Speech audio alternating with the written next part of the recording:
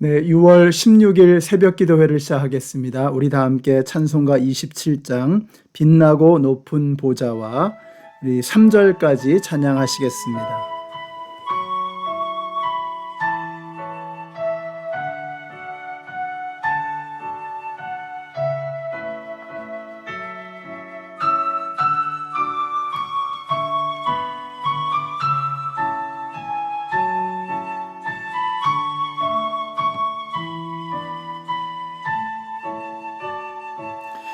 빛나고 높은 보좌와 그 위에 앉으신 주 예수 얼굴 영광이 해같이 빛나네. 해같이 빛나네. 지극히 높은 위엄과 한없는 자비를 무천사 소리 합하여 늘 찬송드리네. 늘 찬송드리네. 영죽을 나를 살리려 그 영광 떠나서 그 부끄러운 십자가 날 위해 지셨네. 날 위해 지셨네. 아멘. 오늘 우리에게 주시는 하나님의 말씀은 출애굽기 30장의 말씀입니다. 그 중에서 37절과 38절의 말씀을 읽겠습니다. 내가 만들 유향은 주의 것이며 너에게는 거룩한 것이다. 너희가 사사로이 쓰려고 같은 방법으로 그것을 만들어서는 안 된다. 그 냄새를 즐기려고 이와 같은 것을 만드는 사람은 누구든지 그 백성에게서 끊어질 것이다. 아멘. 네, 출애굽기 30장의 말씀입니다. 성막에는 두 개의 단이 있습니다. 하나는 성소 안에 있고 다른 하나는 성소 밖에 있죠. 첫 번째가 바로 이 동쪽 문을 열고 들어오면 가장 눈앞에 보이는 이 놋제단이라고 하는 것입니다. 나무로 만들었지만 그것을 놋으로 씌워서 놋제단이라고 부르는 것이죠. 또 다른 하나는 금으로 입혀서 만들었는데 금제단이라고 부르는 것이죠. 그래서 성소 안에 있습니다. 그래서 거기에서 향을 피우게 되는 것이죠.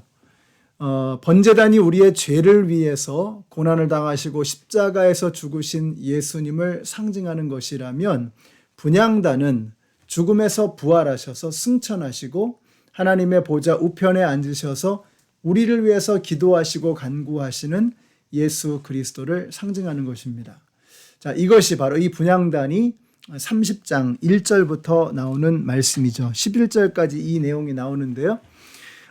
시편 141편에 보시면은 이런 말씀이 나와요. 나의 기도가 주의 앞에 분향과 같이 되며 라는 말이 나오죠. 그래서 우리의 기도를 분향이라고 표현하고 있습니다. 또 요한계시록에도 이런 말씀이 나오죠. 각각 검은고와 향이 가득한 금대접을 가졌으니 이 향은 뭐예요? 성도들의 기도라. 이 향은 성도들의 기도라. 그러니까 성경에서는 향을 기도를 의미하기 위해서 사용하는 상징으로 쓰고 있습니다. 자, 이것을 7절과 8절에 보니까 이렇게 말씀하고 있어요. 30장 7절과 8절을 보시면 아론은 그 분향단 위에다가 향기로운 향을 피워야 하는데 매일 아침 그가 등을 손질할 때마다 향을 피워야 하고 저녁 때에 등불을 켤 때에도 향을 피워야 한다. 그러니까 7절과 8절에서는 아침과 저녁으로 계속해서 향을 피워야 한다라고 말씀하고 있는 것입니다. 다시 말하면 기도는 쉬어서는 안 된다는 거죠. 기도는 멈춰서는 안 되는 것입니다. 그래서 기도를 호흡이라고 하죠. 전에 그런 말씀을 드렸습니다. 쉬지 말고 기도하라고 하는데 이게 무슨 말이냐? 어떻게 우리가 쉬지 않고 기도할 수 있느냐? 기도를 호흡이라고 말하는 것처럼 호흡은 우리가 항상 하는 거잖아요. 뭐 밥을 먹을 때에도 호흡은 하고 수영을 할 때에도 호흡은 하죠. 심지어는 뭐 아무것도 모른 채 골아 떨어져도 숨은 쉬는 것입니다. 자, 이처럼 무엇을 하든지 간에 기도하며 하라는 것입니다.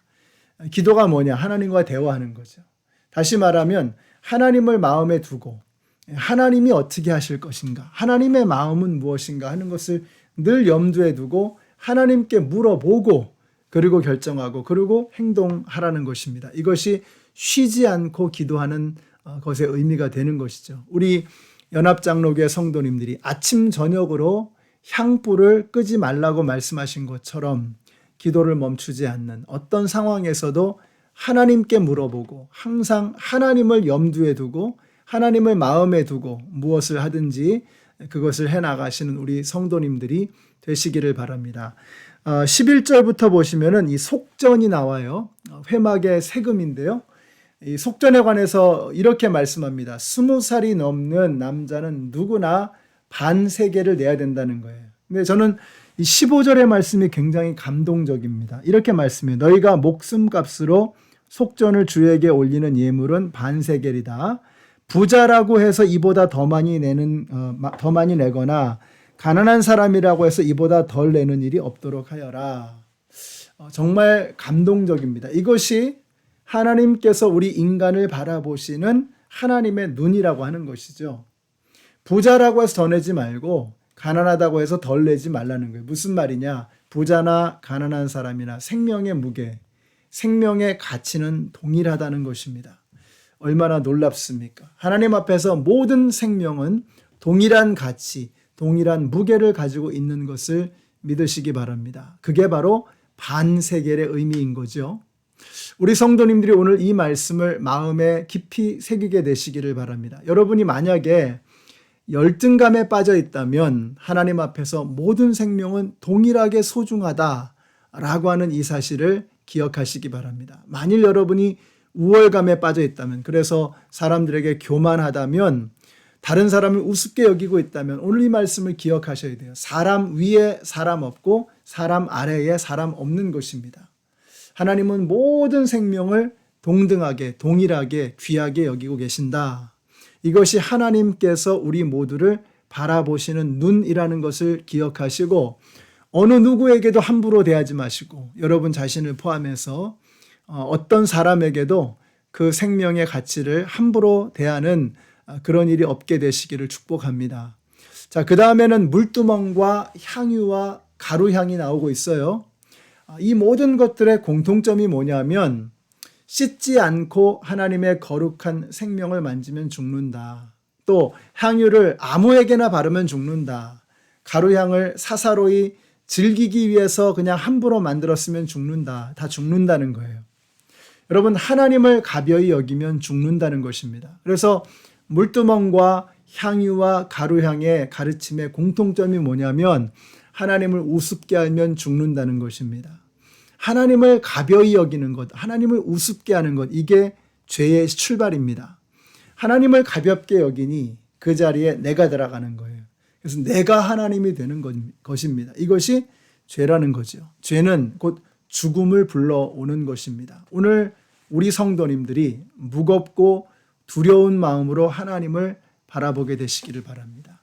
내 삶에서 하나님이 조금 더 가벼워졌다면 여러분 우리가 굉장히 무서운 그런 길로 가고 있는 것입니다. 그 생각을 돌이키셔야 해요. 하나님을 무겁게 그리고 두렵게 여기셔야 합니다. 그래서 하나님을 내 삶의 중심으로 모시고 하나님을 귀하게 여기시고 하나님을 두려워할 수 있는 오늘 저와 여러분의 삶이 되시기를 바랍니다.